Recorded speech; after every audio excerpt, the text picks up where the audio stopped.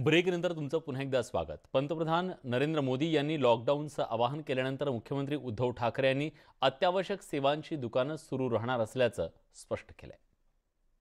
आपण ज्या सूचना दिलेल्या आहेत त्या सूचना आम्ही यापूर्वीच महाराष्ट्राला दिलेल्या आहेत। जवळपास महाराष्ट्र हा लॉकडाऊन आम्ही केलेला आहे, परंतु ज्या जीवनावश्यक सेवा, अत्यावश्यक सेवा आणि त्याच्यासाठी लागणारा कर्मचारी वर्ग या मात्र आपल्याला सुरू ठेवावे लागतील, कारण त्या ठेवल्या नाही तर गोंधळ उडेल। आणि आपण पाहतात की माझ्याकडे ठिकठिकाणावरून बातम्या येत आहेत, टीव्हीवरती सुद्धा दृश्य दिसत आहेत की दुकानामध्ये झुंबड उडाले, लोक रस्त्यावरती आलेली आहे। माझी आपल्याला सर्वांना विनंती आहे की गैरसमज करून घेऊ नका। मला पंतप्रधानांनी युरोपमध्ये हे संकट ओढवल्यानंतर तिथे काय एकूण वातावरण आणि परिस्थिती निर्माण झालेली आहे त्याची कल्पना दिली। ही कल्पना आपल्यालाही आहे। ते वातावरण, ती परिस्थिती आपल्याकडे होऊ नये, येऊ नये म्हणूनच आपण अत्यंत काळजीपूर्वक खबरदारीने पावले टाकतो आहोत। पंतप्रधानांनी जे सांगितलं, पुढचे 21 दिवस, कारण काल मध्यरात्रीपासून परदेशातून येणारी विमान सेवा बंद झालेली आहे आणि तिथपासून साधारणतः पुढचे 20 दिवस आपल्याला खरोखर फार महत्त्वाचे आहेत। आणि त्याकरता गोंधळू नका, घाबरू नका, गडबडू नका। दुकानात, बाजारपेठेत, औषधांच्या दुकानात गर्दी करू नका। दुकानं ही जी दुकानं आहेत, धान्याची दुकानं, औषधांची दुकानं, दूध, जीवनावश्यक सर्व वस्तूंची दुकानं आणि सेवा या व्यवस्थित चालू राहतील। पुन्हा एकदा सांगतो, धान्याचा सुद्धा आपल्याकडे पुरेसा साठा आहे। कोणी घरोघरी साठा करण्याची गरज नाही।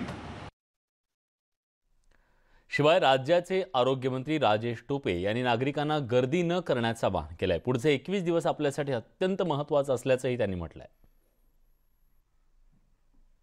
की आपण 2 दिवसापूर्वी महाराष्ट्राला लॉकडाऊन केलेलं आहेच।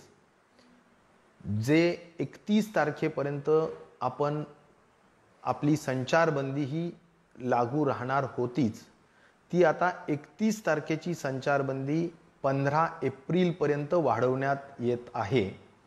म्हणजेच 15 एप्रिलपर्यंत जे माननीय पंतप्रधानांनी सांगितलेला तारीख आहे तोपर्यंत महाराष्ट्रामध्ये सुद्धा आपली संचारबंदी राहील।